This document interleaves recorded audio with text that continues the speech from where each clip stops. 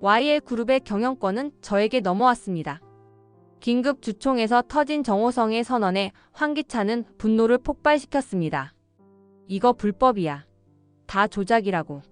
황기찬은 고함을 질렀습니다.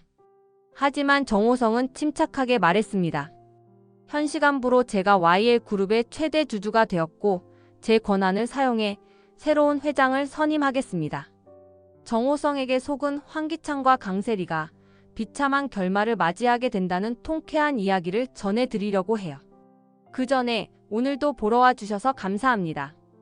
여러분들의 가정에 평안과 행복이 깃들기를 바라며 여왕의 집 리뷰 시작하겠습니다.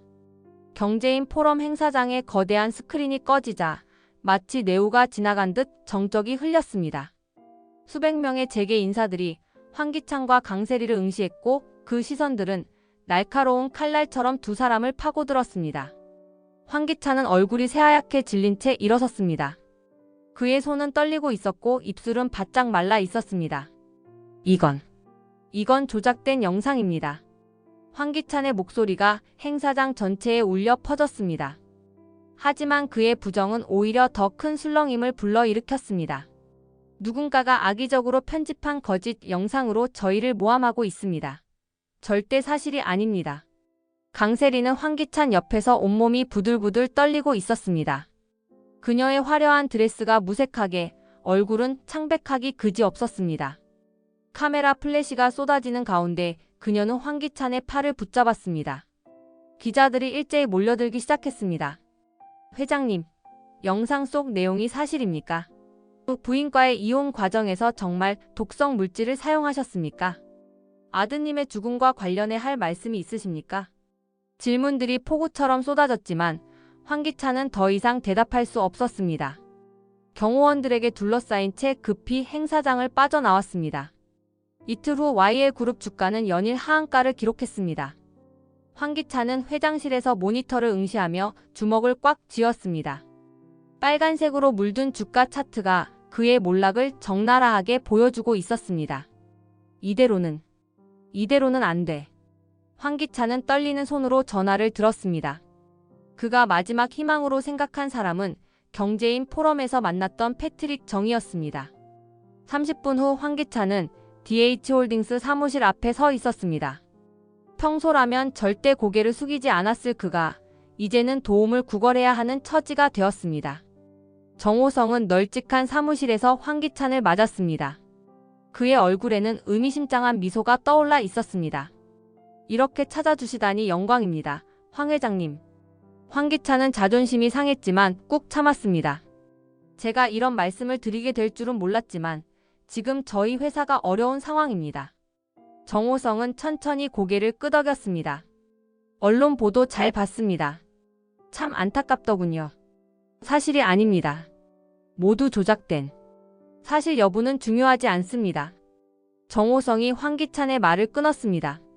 중요한 건 시장이 어떻게 받아들이느냐죠. 그리고 지금 황 회장님께 필요한 건 자금입니다. 황기찬은 목이 메었습니다. 그는 천천히 고개를 숙였습니다. 도와주십시오. 무엇이든 하겠습니다. 정호성은 책상 서랍에서 두꺼운 계약서를 꺼내 황기찬 앞에 놓았습니다. 이미 준비해 두었습니다. 천천히 살펴보시죠. 황기찬이 계약서를 펼치는 순간 그의 얼굴이 굳어졌습니다. 정호성의 미소는 더욱 깊어졌습니다. 황기찬은 계약서를 들여다보며 손이 떨렸습니다. 그가 요청한 자금 지원의 대가로 요구된 조건은 상상을 초월했습니다. 이건 말이 안 됩니다. YL그룹 지분 35%라니요? 정호성은 여전히 침착한 표정으로 커피를 홀짝였습니다. 급하실 때 도와드리는 거니까요. 그만한 담보는 있어야죠. 35%면 제 지분과 거의 비슷한 수준입니다. 이건 경영권의 위협이라고 보시는군요. 정호성이 빙긋 웃었습니다. 전 단순한 투자라고 생각하는데요. 황 회장님이 회사를 잘 운영하시면 저도 수익을 얻는 거고 그렇지 않으면 뭐 다른 방법을 찾아야겠죠. 황기찬의 이마에 식은땀이 맺혔습니다. 이 계약은 독이 든 성배와 같았습니다. 마시지 않으면 당장 죽고 마시면 나중에 죽는 것이었습니다. 문이 열리며 강세리가 들어왔습니다. 그녀는 며칠 만에 몰골이 말이 아니었습니다. 머리는 흐트러져 있었고 눈가에는 다크서클이 짙게 드리워져 있었습니다. 당신 뭐하고 있는 거야? 언론에서 난리가 났다고. 황기찬이 그녀를 노려봤습니다. 지금 그게 중요한 게 아니야. 회사가 망하기 직전이라고. 강세리는 계약서를 힐끗 보더니 정호성을 쳐다봤습니다. 이분이 그 패트릭? 정호성이 정중하게 고개를 숙였습니다. 처음 뵙겠습니다. 강세리는 황기찬을 붙잡고 귓속말했습니다. 자존심 따질 때가 아니야. 지금 우리한테 다른 선택지가 있어? 하지만 이 조건이 어떻든 일단 살아남아야지. 강세리의 목소리에 절박함이 묻어났습니다. 주가가 계속 떨어지면 우리 진짜 거리로 나앉게 돼. 황기찬은 갈등했습니다. 그의 머릿속에서는 수많은 계산이 돌아갔습니다. 이 계약을 받아들이면 당장의 위기는 넘길 수 있지만 패트릭 정이라는 알 수 없는 인물에게 회사의 운명을 맡기는 셈이었습니다. 시간이 많지 않습니다. 정호성이 시계를 보며 말했습니다. 주식시장이 열리기 전까지 결정하셔야 해요. 그래야 시장에 호재 뉴스를 흘릴 수 있거든요. 강세리가 황기찬의 팔을 꽉 붙잡았습니다. 결정해. 황기찬은 마지막으로 정호성을 쳐다봤습니다. 상대방의 눈에서 예측할 수 없는 깊이를 느꼈습니다. 좋습니다. 계약하겠습니다. 황기찬이 펜을 들어 계약서에 사인하는 순간 정호성의 입꼬리가 살짝 올라갔습니다. 한편 정호성의 머릿속에서는 이미 다음 단계의 계획이 돌아가고 있었습니다. 35%는 시작에 불과했습니다. 그가 비밀리에 준비한 차명 계좌들을 통해 추가 지분을 매집하면 황기찬의 경영권은 완전히 무력화될 것이었습니다. 좋은 선택이십니다. 정호성이 말했습니다. 앞으로 잘 부탁드리겠습니다, 동업자님. 그 동업자라는 단어에서 황기찬은 묘한 한기를 느꼈습니다. 하지만 이미 주사위는 던져진 후였습니다. YL그룹 본사 로비는 기자들로 북적였습니다. 강재인이 나타나자 카메라 플래시가 일제히 터졌습니다. 그녀는 검은색 정장을 입고 있었고 그 얼굴에는 단호한 결의가 서려 있었습니다. 유류분 반환 소송을 제기하신 이유가 무엇입니까? 강재인은 마이크 앞에 섰습니다. 그녀의 목소리는 떨림없이 명확했습니다. 제 아버지 강규철 회장의 유산이 불법적으로 횡령되었습니다. 황기찬은 저희 가족을 속이고 회사 지분을 가로챘습니다. 구체적으로 어떤 방법으로 횡령했다고 보십니까? 위조된 서류, 강압적인 계약, 그리고 저를 정신병원에 강제 입원시켜 정상적인 판단을 할 수 없도록 만든 것들입니다. 강재인의 목소리에는 분노가 섞여 있었습니다. 모든 증거를 확보했고 법정에서 진실을 밝히겠습니다. 회장실에서 이 장면을 지켜보던 황기찬은 리모컨을 집어던졌습니다. 정말로 끝까지 가려는 건가? 그는 방 안을 이리저리 돌아다니며 초조해했습니다. 강재인의 소송이 받아들여진다면 그가 그동안 쌓아온 모든 것이 무너질 수 있었습니다. 전화벨이 울렸습니다. 강세리였습니다. 당신 뉴스 봤어? 재인이가 정말로 소송을 제기했다고. 알고 있어. 이제 어떻게 할 거야? 만약 법정에서 지면. 지지 않을 거야. 황기찬이 이를 갈았습니다. 내가 지금까지 여기까지 온 게 우연이라고 생각해? 하지만 그의 목소리에는 확신보다는 절망감이 더 짙게 깔려 있었습니다. 강재인이 가지고 있는 증거들이 무엇인지, 얼마나 치명적인지 그는 알고 있었습니다. 당신 혹시 재인이한테 약점이라도 잡혔어? 강세리의 목소리가 의심스러웠습니다. 무슨 소리야? 내가 뭘 잘못했다고.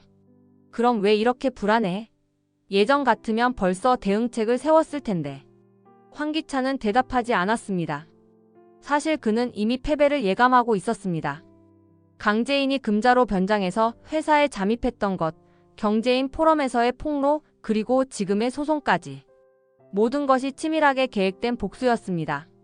한편 정호성의 사무실에서는 긴급 회의가 열리고 있었습니다. 모든 준비가 끝났어요, 삼촌. 김도윤이 서류 뭉치를 내려놓으며 말했습니다. 정호성은 만족스러운 표정으로 고개를 끄덕였습니다. 재인이는 어때? 준비됐나? 네, 법무팀도 완벽하게 구성했고 증거자료도 모두 정리했어요. 정호성은 창밖을 바라보며 깊게 숨을 쉬었습니다. 오랜 시간 준비해온 복수가 이제 막바지에 접어들고 있었습니다. 도희 생각이 나는군. 정호성의 목소리가 잠시 떨렸습니다. 그 아이가 살아있다면 이 순간을 어떻게 생각했을까? 김도윤도 침묵했습니다. 누나의 죽음은 여전히 그의 가슴에 깊은 상처로 남아 있었습니다. 이제 황기찬과 강세리는 더 이상 도망갈 곳이 없습니다.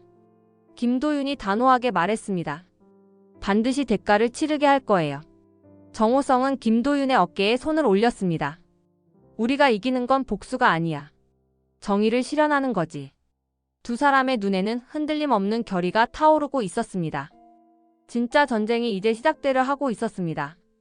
YL그룹 본사 대강당은 긴장감으로 가득 차 있었습니다. 긴급 주주총회가 소집되었고 수많은 주주들과 언론사 관계자들이 자리를 채웠습니다. 무대 위 스크린에는 실시간 지분 현황이 표시되고 있었습니다. 황기찬은 연단에 서서 떨리는 손으로 마이크를 잡았습니다. 그의 얼굴은 며칠 사이 급속도로 늙어 보였습니다. 주주 여러분, 오늘 이런 자리를 마련하게 되어 죄송합니다. 강세리는 맨 앞줄에 앉아 불안한 표정으로 황기찬을 바라봤습니다. 그녀의 손은 가방끈을 꽉 쥐고 있었고 입술은 바짝 말라 있었습니다. 최근 언론에 보도된 내용들은 모두 왜곡된 것입니다. 저는 YL그룹과 주주 여러분을 위해 최선을 다해왔습니다. 하지만 청중들의 반응은 차가웠습니다. 곳곳에서 야유와 질책의 목소리가 터져나왔습니다. 그때 강당 뒤쪽 문이 열리며 정호성이 들어왔습니다. 그는 정중하게 고개를 숙이며 자리로 향했습니다. 사회자가 마이크를 잡았습니다. 이번 총회에서 가장 중요한 안건은 지분 현황 공개입니다. 패트릭 대표님, 앞으로 나와주시기 바랍니다. 정호성이 연단으로 올라서자 강당이 조용해졌습니다. 그는 침착하게 서류를 정리한 후 말을 시작했습니다. 안녕하세요. DH홀딩스 대표 패트릭입니다. 황기찬의 얼굴이 점점 창백해졌습니다. 뭔가 예상과 다른 흐름이었습니다. 지난 2달간 저희 DH홀딩스는 YL그룹 지분을 매집해왔습니다. 현재 저희가 보유한 지분은 스크린에 숫자가 나타났습니다. 48.7%. 강당이 술렁였습니다. 황기찬은 그 숫자를 보고 비틀거렸습니다. 이게 무슨... 황기찬 현 회장님의 지분이 33.1%인 점을 고려하면 저희가 최대 주주가 되었습니다. 강세리가 자리에서 벌떡 일어났습니다. 잠깐만요. 계약서에는 35%라고 되어 있었잖아요. 정호성이 강세리를 차분히 바라봤습니다. 계약서상 35%는 직접 거래분입니다. 나머지는 시장에서 정당하게 매입한 지분이죠. 황기찬이 떨리는 목소리로 말했습니다. 당신이 날 속인 거군. 속였다는 표현은 적절하지 않습니다. 모든 거래는 합법적으로 이루어졌습니다. 그때 강당 한쪽에서 박수 소리가 들렸습니다. 모든 시선이 그쪽으로 향했습니다. 강재인이 서 있었습니다. 축하드립니다, 패트릭 대표님. 강재인이 연단으로 걸어오자 강당이 다시 한번 술렁였습니다. 그녀는 우아하지만 단호한 걸음으로 황기찬 앞에 섰습니다. 강재인, 너. 안녕하세요, 황기찬 씨. 강재인의 목소리는 얼음처럼 차가웠습니다. 오랜만이네요. 정호성이 마이크를 잡았습니다. 주주 여러분, 새로운 경영진을 소개해드리겠습니다. 앞으로 YL그룹의 회장직을 맡으실 강재인 회장입니다. 황기찬이 분노에 차서 소리쳤습니다. 이건 쿠데타야. 불법적인 경영권 찬탈이라고. 강재인이 천천히 황기찬을 바라봤습니다. 불법이라고요?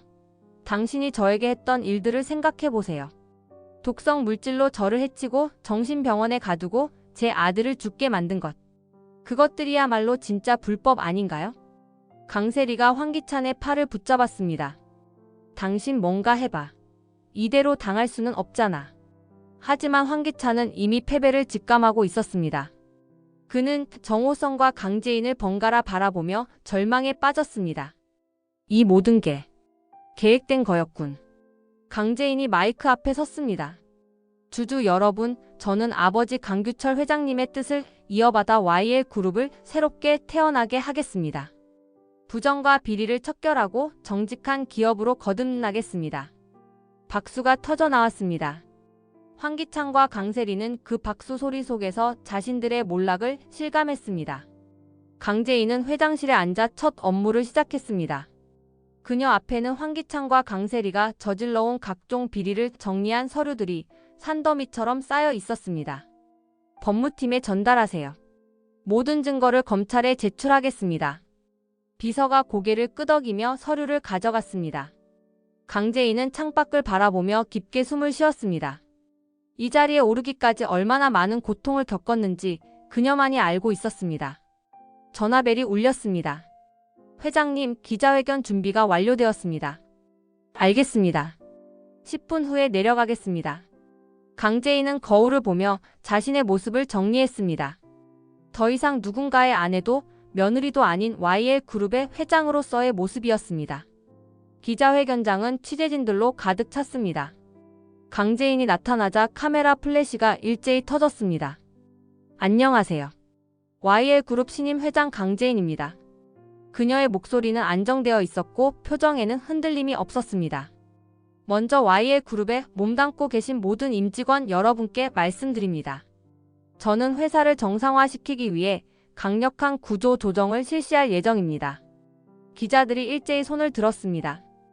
회장님, 황기찬 전 회장과의 갈등이 개인적 원한 때문이라는 시각도 있는데요.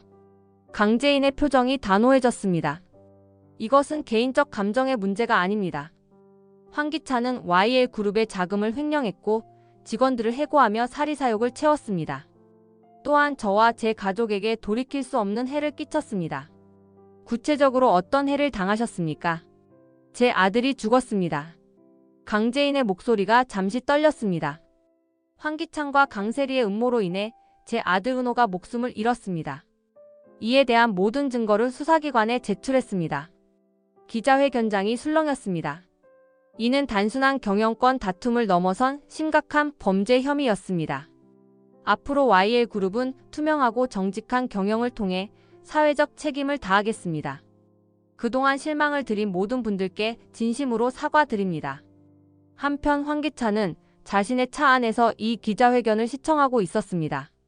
그의 얼굴은 분노와 절망으로 일그러져 있었습니다. 이 여자가 끝까지 날 죽이려고 하는군. 그때 휴대폰이 울렸습니다. 경찰서에서 걸려온 전화였습니다. 황기찬 씨죠? 출석 요구서를 발송했습니다. 내일 오전 10시까지 출석해주세요. 황기찬은 전화를 끊고 핸들에 머리를 기댔습니다. 그가 쌓아올린 모든 것이 무너져 내리고 있었습니다. 강세리에게서 문자가 왔습니다. 경찰서에서 연락 왔어. 나도 조사받아야 한대. 이제 어떻게 해? 황기찬은 문자를 보고 씁쓸하게 웃었습니다.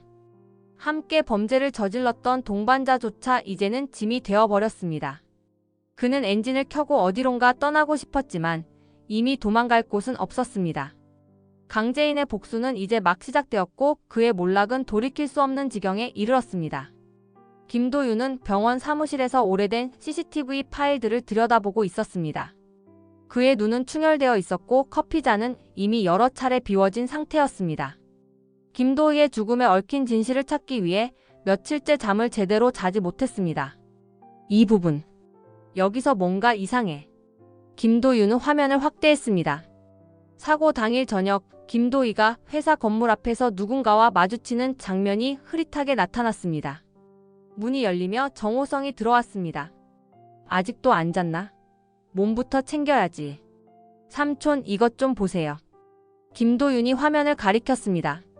도희가 사고 나기 전에 누군가와 만났어요. 정호성이 김도윤 옆에 앉아 화면을 유심히 봤습니다. 화질이 너무 안 좋아서 얼굴은 잘 안 보이는군. 다른 각도의 카메라 영상을 찾고 있어요. 분명 더 선명한 게 있을 거예요. 김도윤은 키보드를 두드리며 다른 파일을 열었습니다. 그때 한 장면이 그의 눈을 사로잡았습니다. 이거예요. 화면에는 김도희가 강세리와 대치하고 있는 모습이 선명하게 나타났습니다. 강세리가 무언가를 격하게 말하고 있었고 김도희는 물병을 강세리에게 던지는 모습이 포착되었습니다. 김도윤의 손이 떨렸습니다. 저 여자가. 강세리가 우리 도희를 만났어. 정호성도 놀란 표정을 지었습니다. 이건 결정적인 증거다. 도희가 죽기 직전에 강세리와 충돌했다는 뜻이니까. 김도윤은 의자에서 벌떡 일어났습니다. 그의 눈에는 분노가 타오르고 있었습니다. 그동안 도희가 불륜 누명을 썼던 것도, 최자영이 도희를 의심했던 것도 모든 게 강세리의 조작이었어요. 그는 주먹을 꽉 쥐었습니다. 누나가 억울하게 죽어간 진실이 드러나는 순간이었습니다. 도윤아, 진정해. 정호성이 그의 어깨에 손을 올렸습니다. 분노는 나중에 하고 지금은 이 증거를 어떻게 활용할지 생각해야 해. 김도윤이 깊게 숨을 쉬었습니다. 강세리와 황기찬. 저들이 도희를 죽음으로 몰고 간 거예요. 불륜 누명을 씌워서 최자영이 도희를 의심하게 만들고 결국 뺑소니 사고까지 일어나게 한 거예요. 정호성이 고개를 끄덕였습니다. 이제 복수가 아니라 정의야. 도희의 억울함을 풀어줘야 해. 김도윤은 화면 속 김도희의 마지막 모습을 바라봤습니다. 그녀는 끝까지 진실을 지키려 했고 그것 때문에 목숨을 잃었습니다. 도희야, 이제 진실을 밝혀줄게. 오빠가 반드시 내 한을 풀어줄 테니까. 그의 목소리에는 흔들림 없는 결의가 담겨 있었습니다. 김도윤은 이 순간부터 단순한 의사가 아닌 누나의 복수를 위해 싸우는 전사가 되었습니다. 삼촌, 이 영상을 언론에 공개해야 해요. 그래, 하지만 타이밍이 중요하다. 황기찬과 강세리가 완전히 궁지에 몰렸을 때 최후의 일격으로 사용하는 거야. 김도윤이 정호성을 바라봤습니다. 재인 씨도 알아야 할 것 같아요. 도희가 재인 씨를 위해 진실을 밝히려다 죽었다는 걸요. 그래, 재인이도 알 권리가 있지. 두 사람은 서로를 바라보며 무언의 약속을 나눴습니다. 김도희의 죽음이 헛되지 않도록 반드시 진실을 밝혀내겠다는 약속이었습니다. 김도윤과 강재인은 조용한 카페에서 마주 앉아 있었습니다. 김도윤은 태블릿을 재인 앞으로 밀어냈습니다. 재인 씨, 이걸 보세요. 강재인이 화면을 보는 순간 그녀의 얼굴이 굳어졌습니다. 김도희와 강세리가 대치하는 모습, 그리고 물을 뿌리는 장면이 선명하게 나타나 있었습니다. 이게 도희 씨가 돌아가시기 전 마지막 모습인가요? 네. 도희는 황기찬의 비리를 조사하다가 강세리의 함정에 빠진 거예요. 불륜 누명도 강세리가 씌운 거고요. 강재인의 눈에 눈물이 맺혔습니다. 그럼 도희 씨는 저 때문에 죽은 거네요. 도희는 진실을 밝히려 했어요.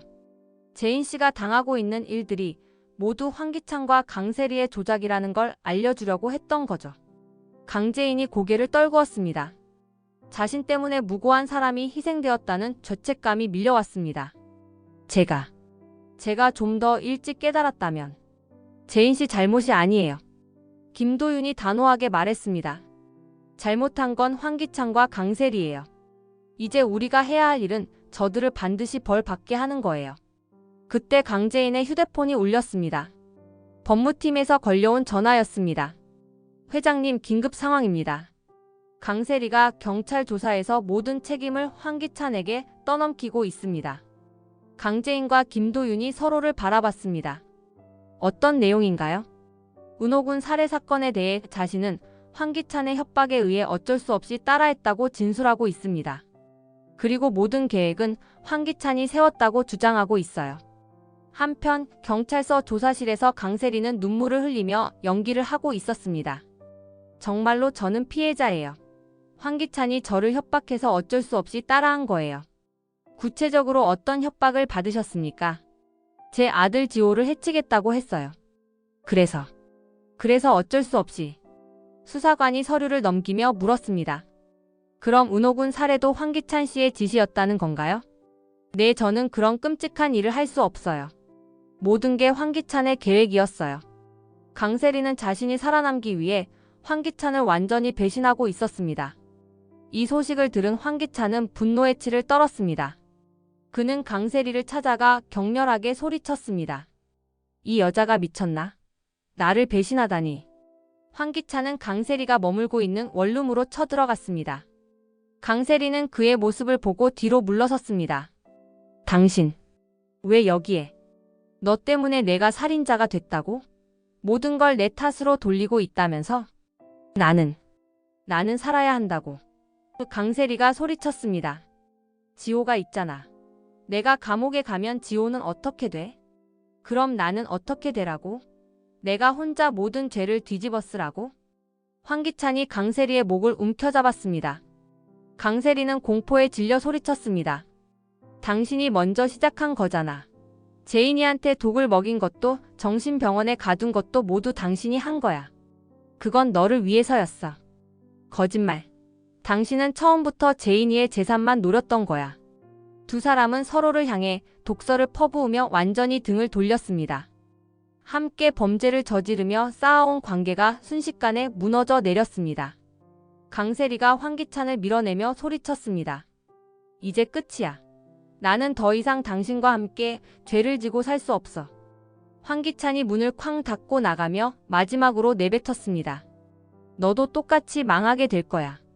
혼자서는 절대 빠져나갈 수 없을 거라고. 남겨진 강세리는 방 한구석에 주저앉아 오열했습니다.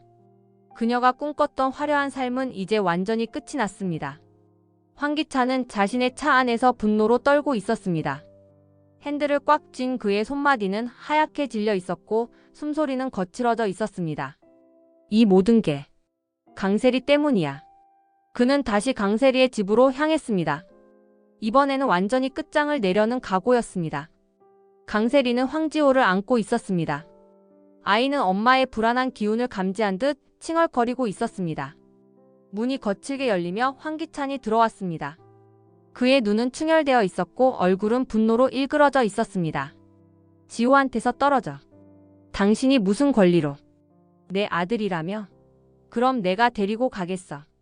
강세리가 황지호를 더욱 꽉 안았습니다. 안 돼. 지호는 내 아들이야. 너 같은 여자가 키울 자격이 있어? 황기찬이 냉소적으로 웃었습니다. 살인자가 뭔 엄마 노릇을 해? 당신도 마찬가지잖아. 은호를 죽인 건 당신이야. 황기찬이 강세리에게 다가갔습니다. 강세리는 뒤로 물러서며 아이를 보호하려 했습니다. 좋아, 그럼 지호가 진짜 내 아들인지 확인해보자. 뭐? 유전자 검사. 만약 내 아들이 아니라면. 강세리의 얼굴이 창백해졌습니다. 사실 황지호의 친부가 누구인지 그녀도 확신할 수 없었습니다. 당신. 설마. 이미 의심하고 있었어. 지호가 나를 닮지 않았다는 걸. 강세리가 절망적인 표정으로 주저앉았습니다. 그럼 지호는 어떻게 돼? 그건 네가 알아서 해. 황기찬이 차갑게 말했습니다. 나는 이제 너와 상관없어. 그때 황지호가 울음을 터뜨렸습니다. 아이는 어른들의 차가운 기운을 느끼고 있었습니다. 강세리가 아이를 달래며 황기찬을 바라봤습니다. 당신도 결국 나를 버리는 거네. 버리는 게 아니야. 처음부터 이용한 거였어. 황기찬의 잔인한 말에 강세리는 더 이상 할 말이 없었습니다. 한편 노숙자는 자신의 집에서 뉴스를 보고 있었습니다. 화면에는 아들 황기찬과 며느리 강세리의 범죄 행각이 상세히 보도되고 있었습니다. 이게 내 아들이 한 짓이라고? 노숙자는 리모컨을 떨어뜨렸습니다. 그녀가 그토록 자랑스러워했던 아들이 살인자가 되어 있었습니다. 기찬이가 은호를 죽였다고? 그녀는 자신이 얼마나 잘못 생각하고 있었는지 깨달았습니다. 그동안 강재인을 미워하고 비난했지만 정작 괴물은 자신의 아들이었습니다. 내가 뭘 한 거야? 노숙자는 무릎이 꺾이며 바닥에 주저앉았습니다. 손자 은호의 죽음에 자신도 일조했다는 사실이 그녀를 압도했습니다. 제인아, 미안해. 정말 미안해. 그녀의 목소리는 공허한 방 안에서 메아리 쳤습니다. 너무 늦어버린 후회였지만 그것만이 그녀가 할 수 있는 전부였습니다. 집 밖에서는 기자들이 몰려들고 있었습니다. 노숙자는 창문 틈으로 그들을 바라보며 두려움에 떨었습니다. 아들의 범죄로 인해 그녀의 삶도 완전히 무너져 내리고 있었습니다. 이제 어떻게 살아가지? 노숙자의 절망은 깊고 어두웠습니다. 그녀가 키워낸 아들이 저지른 일들은 되돌릴 수 없는 것들이었고 그 무게는 고스란히 그녀의 몫이 되어 있었습니다. 김도윤은 기자회견장에 서 있었습니다. 그의 손에는 USB가 들려 있었고 그 안에는 김도희의 죽음과 관련된 결정적 증거가 담겨 있었습니다. 안녕하세요. 김도윤입니다. 수많은 카메라가 그를 향해 플래시를 터뜨렸습니다. 김도윤은 떨리는 마음을 진정시키며 말을 이어갔습니다.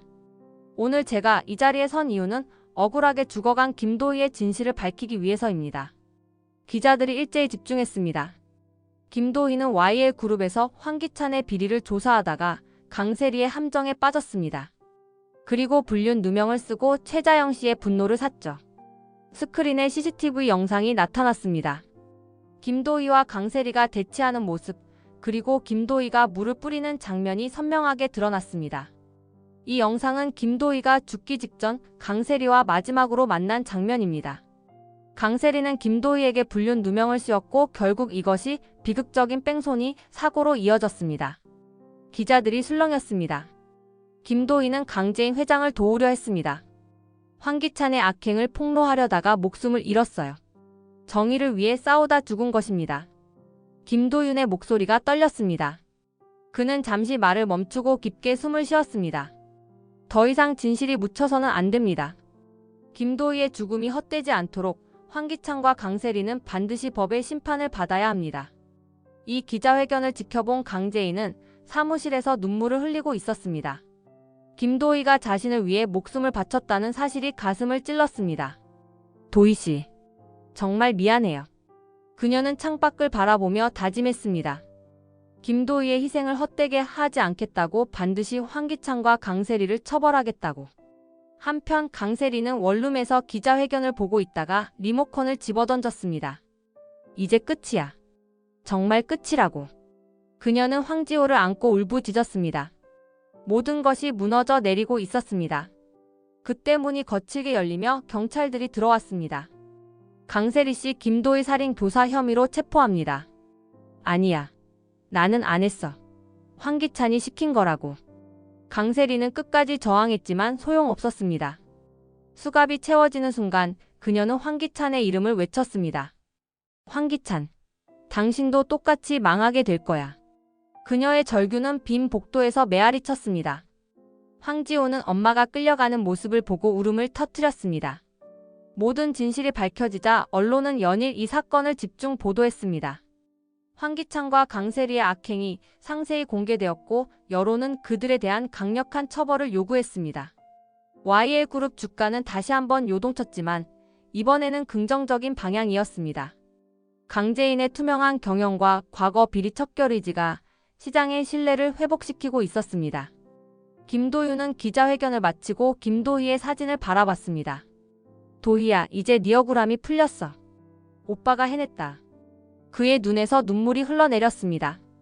길고 힘든 싸움이었지만 마침내 정의가 실현된 것입니다. 경찰서 조사실의 차가운 형광등 아래 황기찬은 수갑을 찬 채 앉아 있었습니다. 며칠째 제대로 잠을 자지 못한 그의 얼굴은 초췌하기 그지없었습니다. 황기찬 씨, 강세리 씨가 모든 범행을 당신의 짓이었다고 진술했습니다. 수사관이 서류를 넘기며 말했습니다. 황기찬은 비웃음을 지었습니다. 그 여자 말을 믿으시는 겁니까? 강세리가 얼마나 교활한 여자인지 아세요? 그럼 강세리 씨가 거짓말을 하고 있다는 건가요? 당연하죠. 황기찬이 목소리를 높였습니다. 은호 살해를 계획한 것도 청부업자를 섭외한 것도 모두 강세리가 한 일입니다. 수사관이 또 다른 서류를 꺼냈습니다. 하지만 통화 기록을 보면 청부업자와 직접 연락을 취한 건 당신입니다. 황기찬의 얼굴이 굳어졌습니다. 그건 강세리가 시켜서. 증거가 있습니까? 황기찬은 대답할 수 없었습니다. 그동안 자신이 얼마나 치밀하게 증거를 남기지 않으려 했던지 모르지만 결국 모든 것이 드러나고 말았습니다. 다른 조사실에서는 강세리가 울부짖고 있었습니다. 정말로 전 피해자예요. 황기찬이 협박해서 어쩔 수 없이 따라한 거라고요. CCTV에서 당신이 김도희 씨와 대치하는 모습이 나왔습니다. 이것도 황기찬 씨의 짓이었나요? 강세리가 당황했습니다. 그건. 김도희 씨에게 불륜 누명을 씌운 것도 당신이죠? 아니에요. 저는 그냥. 당신이 직접 최자영 씨에게 거짓 정보를 흘린 것 아닙니까? 강세리는 더 이상 변명할 수 없었습니다. 그녀의 거짓말은 하나둘씩 무너져 내렸습니다. 황기찬이 모든 걸 시켰어요. 하지만 그녀의 외침은 허공에 울릴 뿐이었습니다. 한편 김도윤은 정호성과 함께 조용한 바에 앉아 있었습니다. 긴 싸움이 끝나고 나니 허탈감이 밀려왔습니다. 이겨서 기쁘지 않나? 정호성이 물었습니다. 김도윤이 고개를 저었습니다. 도희가 돌아오는 건 아니잖아요. 그래도 진실은 밝혀졌어. 네, 그것만으로도 다행이에요. 김도윤이 잔을 들었습니다. 삼촌 정말 고생 많으셨어요. 정호성도 잔을 들어 올렸습니다. 복수가 끝나고 나니 허무하네. 두 사람은 잠시 침묵했습니다. 오랜 시간 준비해온 복수가 끝나자 남은 것은 씁쓸함 뿐이었습니다. 이제 뭘 해야 할까요? 김도윤이 물었습니다. 원래 삶으로 돌아가는 거지. 넌 의사고 나는. 글쎄 이제 정말 은퇴해야겠군. 김도윤이 정호성을 바라봤습니다. 삼촌은 진짜 대단해요. DH홀딩스를 만들어서 황기찬을 무너뜨리다니. 오래 준비한 일이었어. 도희가 죽고 나서부터 계획했으니까. 정호성의 눈에 슬픔이 스쳤습니다. 도희가 살아있다면 뭐라고 했을까? 아마 너무 무리하지 말라고 했겠죠. 두 사람이 쓸쓸하게 웃었습니다. 복수는 끝났지만 잃어버린 것들은 돌아오지 않았습니다. 같은 시각, 다른 조사실에서는 황기찬과 강세리가 마주 앉아 있었습니다. 두 사람 모두 수갑을 차고 있었고 그들 사이의 공기는 차갑기 그지없었습니다. 이제 만족해? 황기찬이 강세리를 노려봤습니다. 뭐가? 날 배신하고 혼자 살아남으려고 했잖아. 강세리가 비웃었습니다. 당신도 마찬가지였잖아. 나한테 모든 걸 떠넘기려고 했으면서. 처음부터 끝까지 네가 계획한 거야. 제인한테 접근한 것부터. 그럼 당신은 뭐야? 순진한 피해자였어? 강세리의 목소리에 도끼가 섞였습니다. 당신이 먼저 제인이를 배신했잖아. 두 사람은 서로를 향해 원망과 분노를 쏟아냈습니다. 함께 저지른 범죄 때문에 엮였던 관계가 이제는 서로를 파멸시키는 독이 되어 있었습니다. 지호는 정말 내 아들이야? 황기찬이 마지막으로 물었습니다. 강세리가 잠시 머뭇거렸습니다. 모르겠어. 황기찬이 허탈하게 웃었습니다. 그가 그토록 아꼈던 아들마저 확실하지 않다는 것이었습니다. 결국 우리는 아무것도 얻지 못했군. 강세리도 고개를 떨구었습니다. 그들이 꿈꿨던 화려한 삶, 돈과 권력, 그 모든 것이 물거품이 되어버렸습니다. 수사관이 들어와 말했습니다. 조사가 끝났습니다. 이제 법정에서 만나시게 될 겁니다. 황기찬과 강세리는 각자 다른 방향으로 끌려갔습니다. 그들의 공범 관계도 불륜 관계도 이제 완전히 끝이 났습니다. 강재인은 은호의 묘지 앞에 무릎을 꿇고 앉아 있었습니다. 차가운 봄바람이 그녀의 검은 머리카락을 흩날렸습니다. 손에 들린 하얀 국화가 바람에 떨리고 있었습니다. 은호야. 엄마가 늦었구나. 그녀의 목소리는 바람에 흩어져 갔습니다. 눈가에 맺힌 눈물방울이 뺨을 타고 흘러내렸습니다. 나쁜 사람들을 모두 벌 줬어. 하지만 너는 돌아오지 않는구나. 강재인은 은호의 사진을 어루만졌습니다. 해맑게 웃고 있는 아들의 모습이 그녀의 가슴을 더욱 아프게 했습니다. 엄마가 너를 지켜주지 못해서 미안해. 정말 미안해. 뒤에서 발소리가 들렸습니다. 김도윤이 조용히 다가와 강재인 옆에 무릎을 꿇었습니다. 재인씨. 강재인이 눈물을 닦으며 고개를 들었습니다. 도윤씨. 와주셔서 고마워요. 혼자 오시면 안 되죠. 김도윤이 부드럽게 말했습니다. 은호도 엄마가 혼자 아파하는 걸 원하지 않을 거예요. 강재인이 다시 은호의 사진을 바라봤습니다. 전 좋은 엄마가 아니었어요. 은호가 위험에 빠졌을 때도 모르고 있었고 죽을 때도 곁에 있어주지 못했어요. 그건 재인씨 잘못이 아니에요. 아니에요. 강재인이 고개를 저었습니다. 제가 더 똑똑했다면, 더 조심했다면 은호를 지킬 수 있었을 거예요. 김도윤은 강재인의 어깨에 손을 올렸습니다. 재인씨 이제 그만 자책하세요. 은호군도 엄마가 계속 아파하는 걸 원하지 않을 거예요. 강재인이 김도윤을 바라봤습니다. 그의 눈에서 진심 어린 위로를 느꼈습니다. 도윤 씨는 어떠세요? 도희 씨 생각나지 않아요? 김도윤이 잠시 멈칫했습니다. 매일 생각나죠. 하지만 이제는 슬픔보다는 그리움이에요. 도희가 남겨준 것들을 생각하면서 살아가려고 해요. 남겨준 것들이요? 정의감, 용기 그리고 재인 씨 같은 좋은 사람을 만나게 해준 것. 강재인의 볼이 살짝 붉어졌습니다. 저는 아직 앞으로 어떻게 살아야 할지 모르겠어요. 천천히 생각하세요. 시간이 답을 줄 거예요. 김도윤이 일어나며 손을 내밀었습니다. 이제 일어나세요. 은호 군에게 안녕 인사하고 가요. 강재인이 그의 손을 잡고 일어났습니다. 그녀는 은호의 사진에 마지막 인사를 했습니다. 은호야, 엄마가 더 강해질게. 네가 자랑스러워할 수 있는 엄마가 될게. 두 사람은 묘지를 떠났습니다. 석양이 그들의 뒷모습을 길게 비쳤습니다. 상처는 여전히 아팠지만 서로가 있어 조금은 견딜만 했습니다. 정윤이의 치킨집은 따뜻한 불빛으로 가득했습니다. 강재인은 김보람과 함께 테이블에 앉아 치킨을 먹고 있었습니다. 보람이는 제인의 옆에 바짝 붙어 앉아 즐겁게 수다를 떨고 있었습니다. 아줌마, 이 치킨 정말 맛있어요. 강재인이 미소를 지으며 보람이의 머리를 쓰다듬었습니다. 많이 먹어, 보람아. 정윤이가 따뜻한 차를 가져와 강재인 앞에 놓았습니다. 제인아, 요즘 어때? 좀 나아졌어? 네, 덕분에 많이 좋아졌어요. 정윤이는 강재인의 손을 잡았습니다. 그 손은 따뜻하고 부드러웠습니다. 힘든 일 많았지? 이제는 좀 쉬어도 돼. 강재인의 눈가가 촉촉해졌습니다. 정윤이의 무조건적인 따뜻함이 그녀의 상처받은 마음을 어루만졌습니다. 정말 고마워요. 무슨 소리야? 우리가 가족이잖아. 김보람이 갑자기 강재인의 팔에 매달렸습니다. 아줌마, 저도 아줌마가 좋아요. 계속 우리랑 있어요. 강재인이 보람이를 안아주었습니다. 아이의 순수한 애정이 그녀의 마음을 따뜻하게 했습니다. 그때 문이 열리며 김도윤이 들어왔습니다. 벌써 와 있었네요. 도윤 삼촌. 보람이가 달려가 김도윤을 껴안았습니다. 보람이 잘 있었어? 김도윤이 강재인에게 다가왔습니다. 재인씨, 오늘 컨디션은 어떠세요?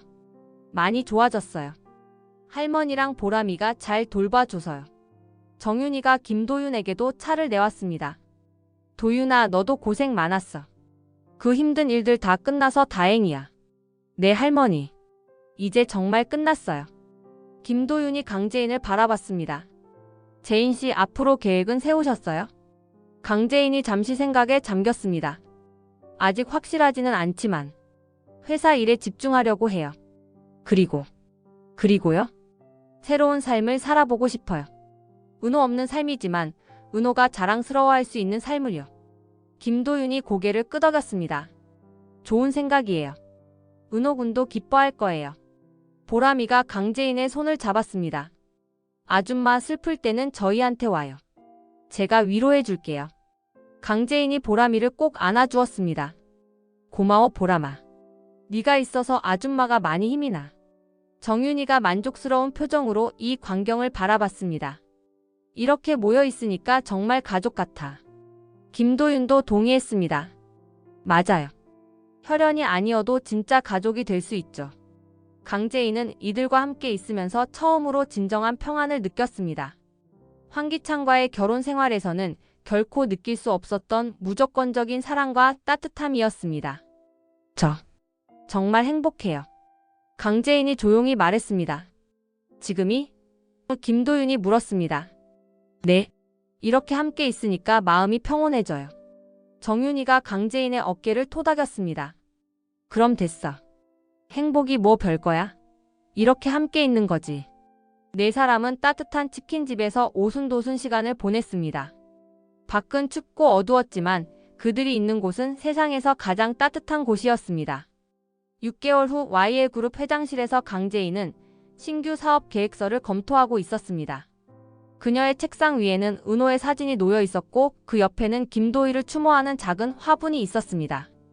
회장님, 신규 복지 사업 예산이 확정되었습니다. 비서가 서류를 가져왔습니다. 강재인은 만족스러운 표정으로 고개를 끄덕였습니다. 좋아요. 직원들의 복지가 최우선이니까요. 그리고 김도희 장학재단 설립건도 최종 승인이 났습니다. 강재인의 얼굴에 잔잔한 미소가 스쳤습니다. 도희 씨가 좋아하셨을 텐데. 그때 문이 노크되며 김도윤이 들어왔습니다. 재인 씨 바쁘신가요? 아니에요, 도윤 씨. 어서 앉으세요. 김도윤이 의자에 앉으며 말했습니다. 오늘 도희 장학재단 첫 장학생들을 만났어요. 어땠어요? 도희를 닮은 꿈 많은 아이들이더라고요. 분명히 도희가 기뻐할 거예요. 강재인이 창밖을 바라봤습니다. 햇살이 따뜻하게 들어오고 있었습니다. 요즘 가끔 생각해요. 만약 은호가 살아있다면 어떤 어른이 되었을까 하고. 좋은 사람이 되었을 거예요. 재인 씨를 닮아서. 강재인이 김도윤을 바라봤습니다. 도윤 씨는 요즘 어떠세요? 혼자 지내기 힘들지 않아요? 혼자가 아니죠. 재인 씨가 있잖아요. 강재인의 얼굴이 살짝 붉어졌습니다. 저희가 뭔가요? 김도윤이 진지한 표정으로 강재인을 바라봤습니다. 재인 씨 솔직히 말해도 될까요? 네. 처음에는 복수 때문에 가까워진 거였지만 이제는 달라요. 강재인의 심장이 빠르게 뛰기 시작했습니다. 무엇이 달라졌나요? 재인 씨가 없으면 안 될 것 같아요. 함께 있을 때가 가장 편하고 행복해요. 김도윤이 조심스럽게 강재인의 손을 잡았습니다. 저와 새로운 시작을 해보실래요? 강재인은 잠시 망설였습니다. 아직 마음의 상처가 완전히 아물지 않았고 새로운 사랑에 대한 두려움도 있었습니다. 도윤 씨, 저는 아직 급하지 않아요. 김도윤이 부드럽게 말했습니다. 재인 씨가 준비될 때까지 기다릴게요. 100년이라도. 강재인이 작은 웃음을 지었습니다. 100년은 너무 길어요. 그럼 99년? 그것도 길어요. 두 사람이 함께 웃었습니다. 그 웃음 속에는 새로운 희망이 담겨 있었습니다. 도윤 씨, 저는 이제 예전의 강재인이 아니에요. 많이 변했어요. 저도 마찬가지예요. 우리 모두 변했지만 그게 나쁜 건 아니죠. 강재인이 고개를 끄덕였습니다. 천천히 해보면 될까요? 물론이죠. 김도윤이 강재인의 손을 더욱 꽉 잡았습니다. 우리 함께 새로운 길을 만들어가요. 도희와 은호도 응원해줄 거예요.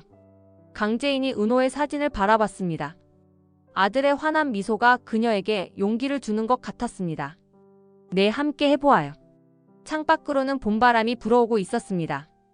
긴 겨울이 끝나고 새로운 계절이 시작되는 것처럼 강재인과 김도윤의 삶에도 새로운 봄이 찾아오고 있었습니다. 두 사람은 서로의 손을 잡고 미래를 바라봤습니다. 상처와 아픔은 여전히 남아있었지만 이제 그것들을 함께 안고 걸어갈 동반자가 생겼습니다. 도윤 씨, 고마워요. 제 곁에 있어줘서. 저야말로 고마워요, 재인 씨. 재인 씨 덕분에 다시 살아갈 이유를 찾았어요. 그들의 새로운 시작은 이제 막 첫걸음을 뗀 것이었지만 그 걸음은 확실하고 따뜻했습니다. 과거의 상처를 딛고 일어선 두 사람이 함께 만들어갈 미래는 분명히 아름다울 것이었습니다. YL그룹 회장실의 큰 창문으로 석양이 들어왔습니다. 그 빛 속에서 강재인과 김도윤은 서로를 바라보며 조용히 미소 지었습니다. 김복수의 여정이 끝나고 이제 진정한 삶이 시작되려 하고 있었습니다. 이번 영상 재미있으셨으면 구독과 좋아요 부탁드립니다. 구독은 저에게 큰 응원이 됩니다. 오늘도 시청해주셔서 감사합니다.